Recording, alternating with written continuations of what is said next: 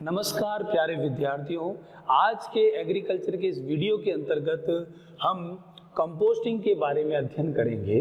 जैसा कि हमने पिछले वीडियो में बताया था कि भी हम जो भी जैविक खाद हैं या जीवांश खाद हैं तो उनको बनाने की जो विधियां हैं उसके अंतर्गत हमने गोबर की खाद के बारे में पढ़ा। दूसरा आज हम जो पढ़ रहे हैं वो है कंपोस्टिंग। तो कंपोस्टिंग जो है ये कंपोस्टिंग एक प्रकार की जैव रासायनिक क्रिया है। यह एक जैव रासायनिक क्रिया है जिसके अंतर्गत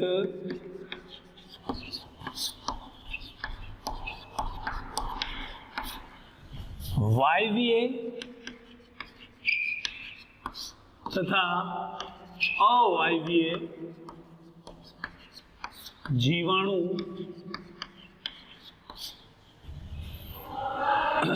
जीवाणु मिलकर कार्बनिक पदार्थ को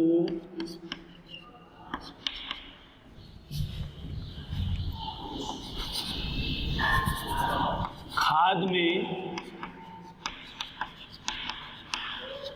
बदल देते हैं, जिसे कंपोस्टिंग कहते हैं। और इस प्रकार से तैयार खाद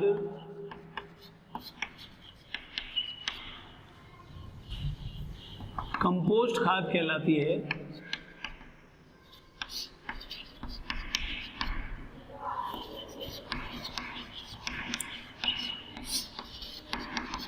तो यहां पर हम अध्ययन कर रहे हैं कंपोस्टिंग के बारे में कि कंपोस्टिंग क्या है।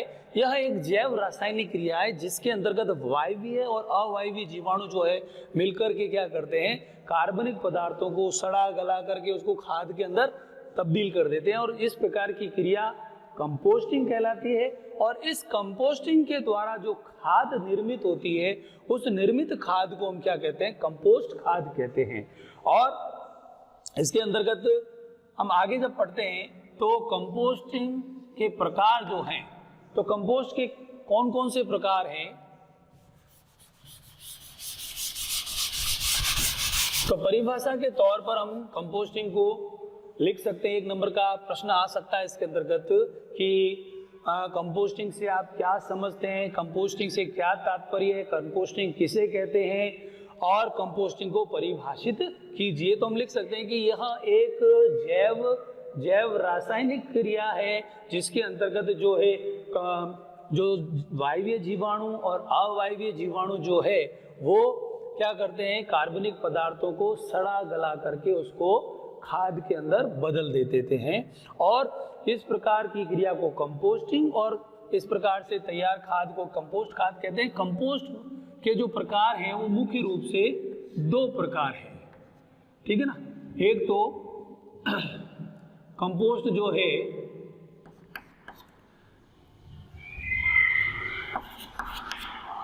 जो खाद्य सामग्री से यानी कि फसल अवशेष पदार्थों से निर्मित होती है। फसल अवशेष पदार्थों से निर्मित होती है। ये फसल अवशेष जो है वो आपको फार्म अपशिष्ट भी कहते हैं इसको। और फसल अवशेष फार्म अपशिष्ट को से तैयार कंपोस्ट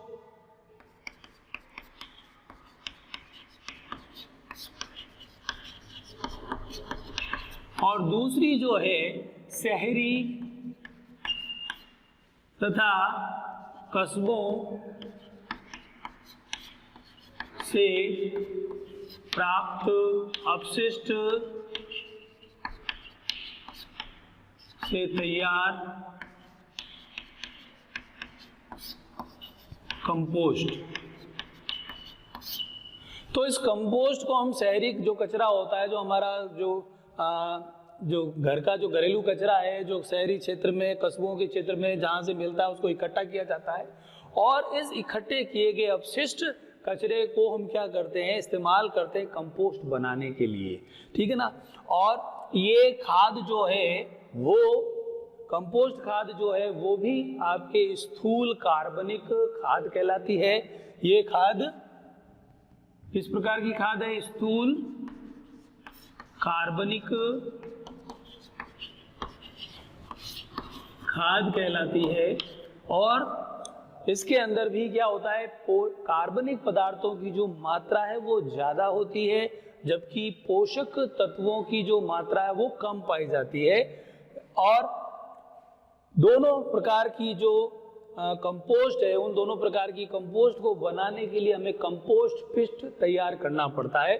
और कंपोस्ट पिट तैयार करने के लिए हम अगर गड्ढे को देखें तो 10 फीट जो है उसकी लंबाई रखी जाती है, 6 से 8 फीट जो है उसकी चौड़ाई रखी जाती है, जबकि 2 से 3 फीट जो है इसकी गहराई रखी जाती है। और गहराई हमें 3 फीट से ज़्यादा नहीं रखनी चाहिए। और इस प्रकार का जो कंपोस्ट है, उस कंपोस्ट पिट के अंदर हम क्या करते हैं कि ये फसल अवशेष है या शहरी जो है, शहरी या कस्बों से प्राप्त जो अपशिष्ट है उसको हम क्या कर देते हैं, काम में लेते हैं एज ए रॉ मटेरियल। जो कच्चा माल जो है, जो कच्ची सामग्री है, वो हम गोबर है, ठीक है, गोबर है, पशुओं से प्राप्त गोबर और फसल अवशेष है, ठीक है ना। तो ये सारी चीजें इसके अंतर्गत हम काम में ले सकते हैं।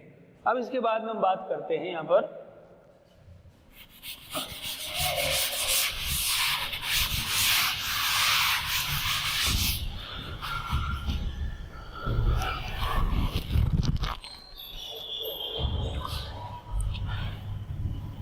कंपोस्ट बनाने की विधियों के बारे में।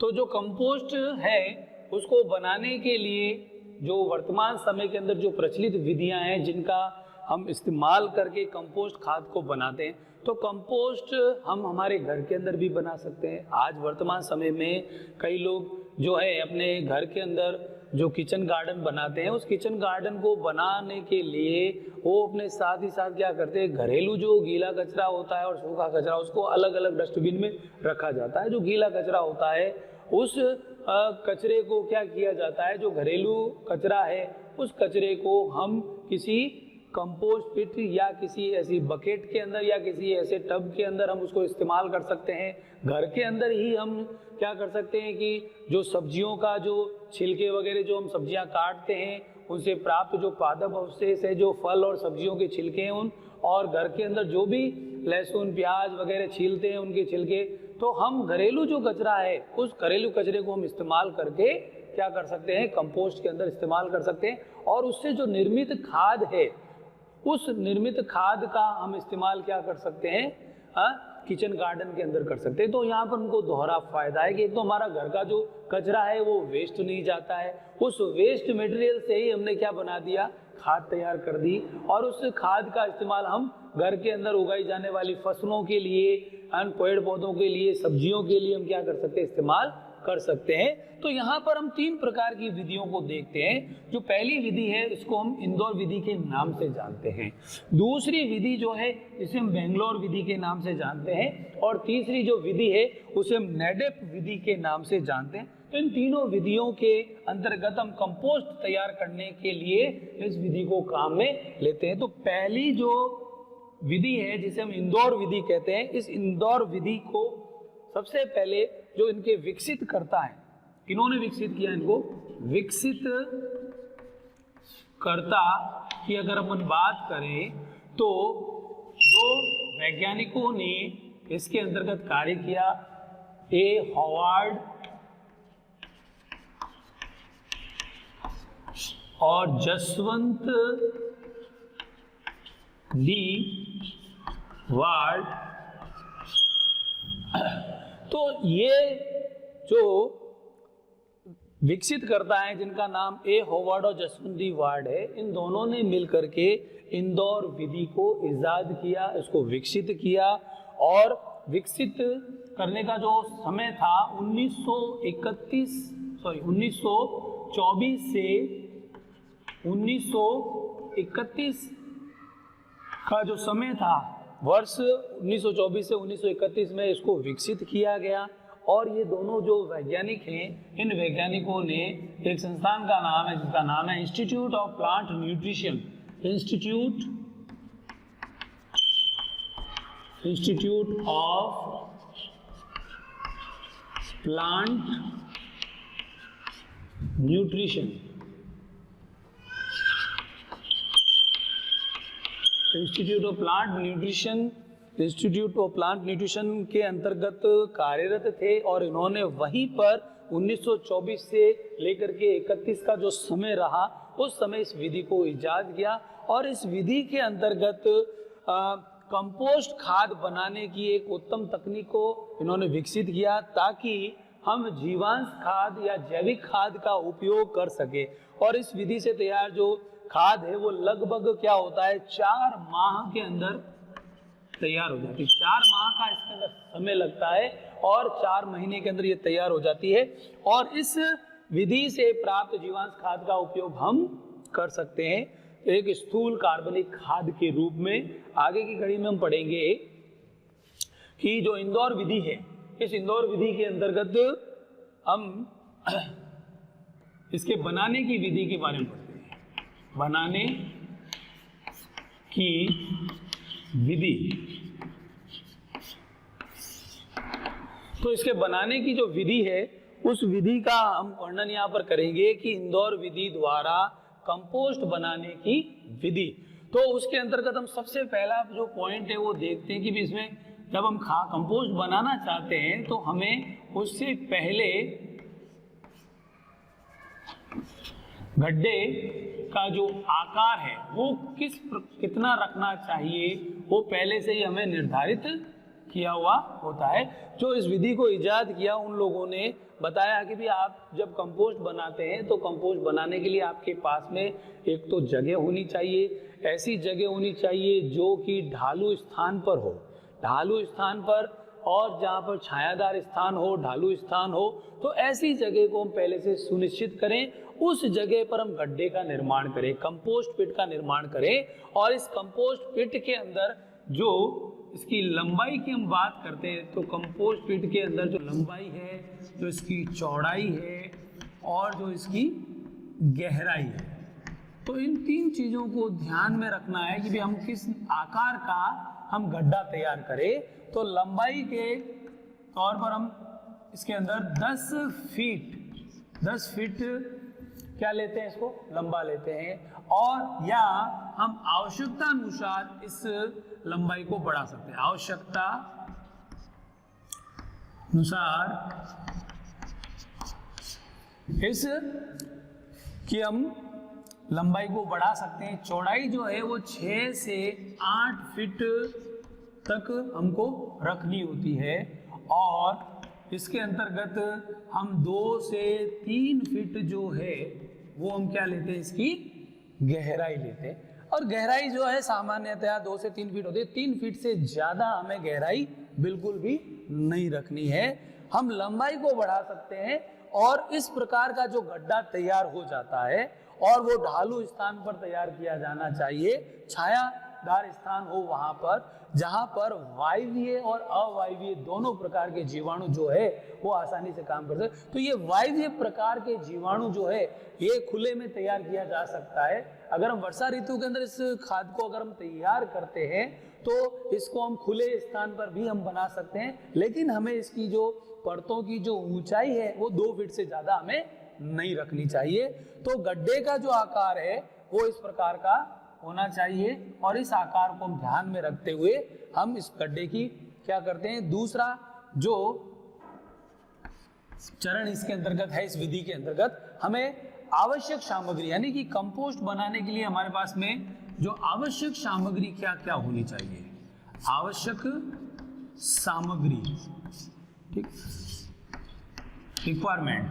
तो यहाँ पर हम सबसे पहले देखते हैं कि भी हमें एज ए रॉ मटेरियल जो कच्चा माल है जिसको हम कंपोस्ट के अंदर डालते हैं, जिससे कंपोस्ट खाद तैयार होगी, वो हमारे पास में क्या उपलब्ध होना चाहिए।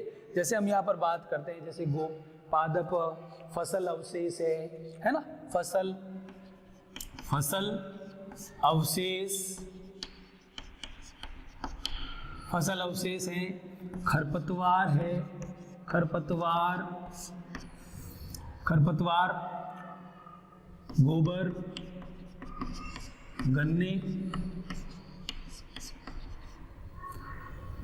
गन्ने की पुआल, राख आदि। तो हम इसके अंदर ये सारी चीजें इस्तेमाल कर सकते हैं कि मतलब मुख्य रूप से हम क्या कर रहे हैं, गोबर काम में ले सकते हैं, फसल अवशेष काम में ले सकते हैं, खरपतवार है, और पशुओं का जो बचा कुचा जो चारा होता है वो भी हम इस्तेमाल कर सकते हैं, गोबर भी इस्तेमाल करते हैं मुख्य रूप से, और गन्ने की जो पुआल है, गन्ना जब पिराई करते हैं उसका रस निकालने के बाद में जो पीछे कचरा बच जाता है वो वेस्ट मटेरियल को भी हम क्या कर सकते हैं, यहाँ पर कंपोस्ट खाद बनाने के लिए इसका इस्तेमाल कर सकते हैं। तो ये रॉ मटेरियल हमारे पास में मिल जाता है, इसको हम फार्म अपशिष्ट भी कहते हैं, जो फार्म हाउस में जहाँ पर फसलों का उत्पादन किया जाता है और वहाँ पर पशुओं को पाला जाता है, तो उन्हीं से प्राप्त जो वेस्ट मटेरियल है उस वेस्ट मटेरियल को हम एज ए क्या कर सकते हैं, आवश्यक सामग्री के तौर पर कच्चे माल के रूप में इसका इस्तेमाल कर सकते हैं। और तीसरी बात आती है कि जब हमारे पास में आवश्यक सामग्री है तो इस आवश्यक सामग्री के बाद में हम क्या करें, तीसरा जो पॉइंट है वो है अपने गड्ढे की भराई। जो गड्ढा है उस गड्ढे को की भराई किस प्रकार से की जाती है, गड्ढे को भरना, ठीक है ना। तो सबसे पहले हम देखते हैं कि हमने जो गड्ढा खोदा है जिसकी लंबाई 10 फीट है, चौड़ाई 6 से 8 फीट है और गहराई जो है वो 2 से 3 फीट है, तो हम 3/4 भाग जो है, 3/4 भाग हम क्या करते हैं, इसको भर देते हैं, जबकि 1/4 भाग जो है, 1/4 भाग जो है वो हम क्या करते हैं, इस कंपोस्ट की पलटाई के लिए खाली छोड़ देते हैं। तो शुरुआत के अंदर हम जब गड्ढा भरते हैं तो गड्ढा भरने के लिए हमें क्या करना चाहिए कि 3 इंच मोटी परत जो है वो हम बिछावन की बिछाते हैं। बिछावन, इसमें पादप अवशेष होते हैं, पशुओं का बचा कुचा चारा हो सकता है, ये सारा बिछा करके हम क्या करते हैं, इसके ऊपर 2 इंच मोटी गोबर की परत को बिछा देते हैं, गोबर की परत बिछा देते हैं, और इसके ऊपर हम क्या कर सकते हैं, राख वगैरह डाल देते हैं, है ना। और इस प्रकार से कि 3 इंच मोटी परत, फिर 2 इंच मोटी परत गड्ढे के अंदर बिछा करके उसके ऊपर हम क्या करते थे, हल्की मिट्टी बिछा करके उसके ऊपर पानी को छिड़क देते हैं। तो पानी छिड़क देते हैं, पानी छिड़कने का कारण क्या है कि भी उस गड्ढे के अंदर पर्याप्त नमी बनी रहे और उस नमी के अंतर्गत वहां पर जो सूक्ष्म जीव है वो सूक्ष्म जीवी अपघटन के लिए उपयुक्त तापमान जो है वो 25 से 35 डिग्री सेंटीग्रेड रहना चाहिए, और इसके लिए सूक्ष्म जीवी अपघटन के लिए हम पानी का छिड़काव करते रहे, निरंतर हम क्या करते रहते हैं, इस नमी को बनाए रखना हमारे लिए आवश्यक हो जाता है। तो हम एक परत के बाद में दूसरी परत, जब हम इसको मिट्टी बिछाते हैं फिर इसके बाद में हम क्या करते हैं, फिर हम बिछावन बिछाते हैं, बिछावन की परत, फिर गोबर की परत, जो भी अवशेष है, परत दर परत जो हमें आवश्यक सामग्री जो है वो हम बिछाते चले जाते हैं। जैसे जैसे हमें आवश्यक सामग्री उपलब्ध होती जाती है वैसे ही वैसे हम क्या करते जाते हैं, इस गड्ढे की पूरी भराई कर देते हैं। जब गड्ढा भर करके और भूमि के समतल भाग तक पहुंच जाता है तब हम ऐसी स्थिति में क्या करते हैं, इसकी पलटाई करते हैं, और सप्ताह में एक बार क्या करते हैं, हम इसकी पलटाई करते हैं। तो पहली पलटाई, फिर दूसरी पलटाई, फिर तीसरी पलटाई में एक सप्ताह का गैप रखते हैं, और जैसे जैसे गड्ढा पूरा भर करके आ जाता है तो उस गड्ढे के भरने के बाद में हम क्या करते हैं कि इस गड्ढे को हम 1 फीट ऊंचाई तक भरते हैं। 1 फीट की ऊंचाई तक पूरा भरा जाता है इसको, 1 फीट, है ना। गड्ढा जो है जमीन के लेवल तक आ जाता है, उसके बाद में इसको हम और भर देते हैं। फिर धीरे धीरे क्या होता है, सूक्ष्म जीवी अपघटन होता है, अपघटन के कारण ये नीचे बैठ जाता है, और हम क्या करते हैं, फिर 15 दिन से हम क्या करते हैं, 15 डेज में हमको इस कंपोस्ट का पलटाई करते हैं ताकि ऊपर का जो अपशिष्ट है वो नीचे चला जाए और नीचे का जो अपशिष्ट है वो ऊपर चला आए। और इस प्रकार से पलटाई के कारण जो है उसमें नमी और वायु का संचार बना रहता है और वायवीय जो जीवाणु है वो वायवीय जीवाणु सूक्ष्म जीवी अपघटन के द्वारा कार्बनिक पदार्थों को सड़ा गला करके क्या कर देते हैं, कंपोस्ट खाद के अंदर बदल देते हैं। और पहली पलटाई के बाद में दूसरी पलटाई, फिर 15 दिन बाद, इस प्रकार से हम क्या करते हैं 2 महीने बाद में फिर पलटाई करते हैं। तो तीसरी जो पलटाई है वो हम क्या करते हैं 2 महीने बाद करते हैं, ठीक है। और 2 महीने बाद में पलटाई करने के बाद इस कंपोस्ट खाद के जब ये तैयार हो जाती है 3 माह के अंदर क्या हो जाती है, 3 माह बाद ये खाद जो है वो तैयार हो जाती है।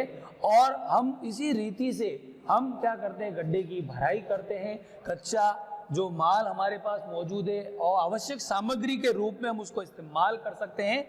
और कंपोस्ट खाद बना करके हम 4 महीने के भीतर हम क्या कर लेते हैं, इस कंपोस्ट को तैयार करके इसको उपयोग में लेने के योग्य बना लेते हैं। और कंपोस्ट की एक विशेषता होती है कि ये जो खाद है वो स्थूल कार्बनिक खाद होती है और स्थूल कार्बनिक खाद के अंतर्गत जो है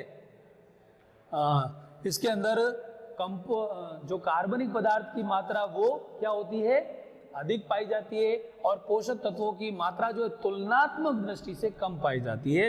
और इस प्रकार की खाद को हम खेत के अंदर इस्तेमाल कर सकते हैं, हमारे किचन गार्डन के अंदर इस्तेमाल कर सकते हैं और इससे अच्छी पैदावार होती है और पादपों के जीवन चक्र को पूरा करने के लिए पोषक तत्व उपलब्ध हो जाते हैं। तो यहाँ पर हम जीरो वेस्ट टेक्नोलॉजी का इस्तेमाल कर रहे हैं और इंदौर विधि के द्वारा जो कंपोस्ट खाद तैयार की जाती है उस खाद को हम इस्तेमाल कर सकते हैं। और इसके पश्चात यहाँ पर हम देखते हैं अगले पॉइंट में, कंपोस्ट